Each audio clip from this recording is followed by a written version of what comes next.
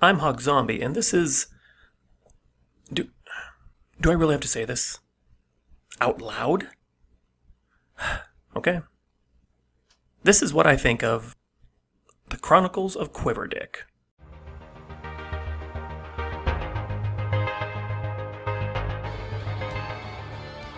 No! This is what I think of the Chronicles of myself! Sir, you can't just... Like hell I can't! The name's Quiverdick. At least that's what my friends call me. I think. Now, sit down over there while I explain why everyone should play my game. This isn't some advertisement. This is a game review. I remember it all like it was yesterday. Wait, was it yesterday? Are you... Good God, he fell asleep. The Chronicles of Quiver was developed and published by Crankage Games using the RPG Maker VX Ace engine. The combat system is a standard turn-based fight, but instead of random encounters, each is like a boss fight. It was released through Steam on July 9th, 2018. The version used for this review was the release edition. In the game, we take control of the fan-favorite NPC from Metal as Fuck, as he tells his grandchildren the tale of when he met their grandmother, back when he was a young adventurer. He was far more handsome, intelligent, and reserved back in those days. Fuck you! Age takes a toll, you know. You'll be like me one day. I hope to God above that the chill hand of death wraps its icy fingers around my heart to stop the beating before that happens. You must be a blast at parties. One thing that is very apparent when playing is that the graphics seem to be very basic and plain. Who the fuck made this game? I've seen Campbell's take better looking dumps than this. Rude. Look, although Quiverdick's graphics are almost all the base RTP, it isn't for the graphics that one gets a game like this, is it? It's the writing, which I will get to in a moment. And basic or not, I found the graphics serviced the game very well. Heh, you said service. I'd like to get some service. If only there wasn't an arrow in my... Jesus Christ, could you not? No, I can't. Not with this arrow in my dick.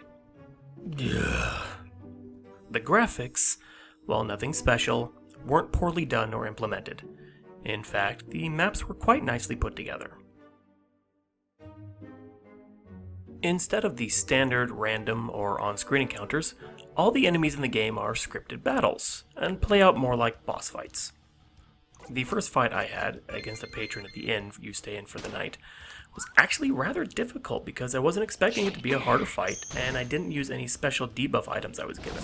The big sloppy eggplant! Yes, the big sloppy eggplant.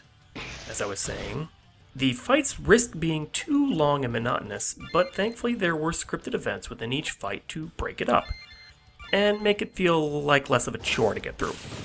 Personally, I would have liked to have seen some more strategy, or varied debuff items to use against bosses to liven things up.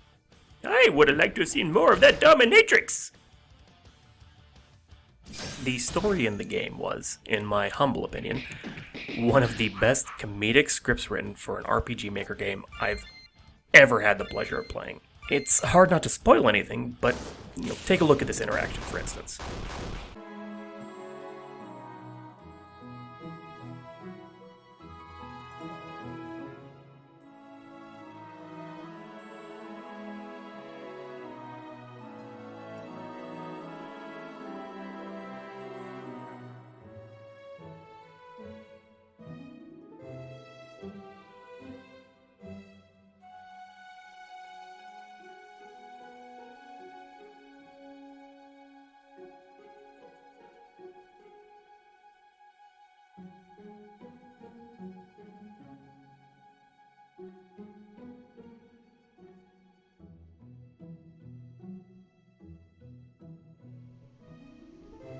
That's nothing.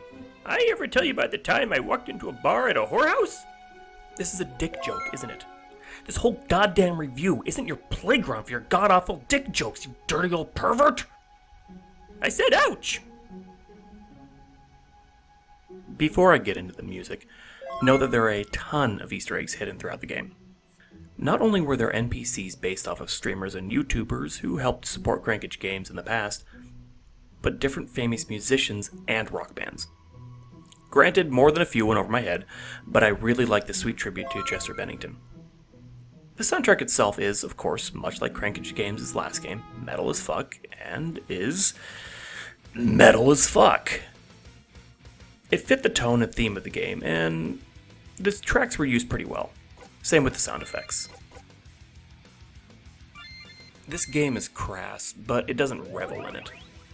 The way it's written shows a great understanding of comedic timing, and any one joke doesn't seem to overstay its welcome.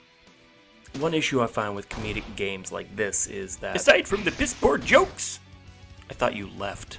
No, it just hangs to the left, on account of the arrow. Yes, the arrow in your dick. I get it. We all get it. Need a broom? For what? Oh, that's sand in your vagina. Look, the game, like I said, is crass, but it knows when to pull back and not overdo the jokes. The timing of the writing is superb. Another thing that I enjoyed, which was carried over from Metal as Fuck, was the fact that exploring rewards you with experience. Since there aren't random encounters like a regular RPG, as I said, it's mostly boss fights, a bulk of your leveling will come from exploring just about every nook and cranny. It was a great rewarding way to encourage exploration and interaction with the NPCs in the game. There weren't really any puzzles or things that made this game a thinking game, quote unquote. And while that kind of sounds like an insult, it's not. In fact, the game played more like a visual novel in many regards than an actual RPG, aside from the boss fights. Though, those did require a bit of thinking when you were in the battle, but the tactics weren't too hard to get a grip on. Heh, that's what she said. Okay, that's it!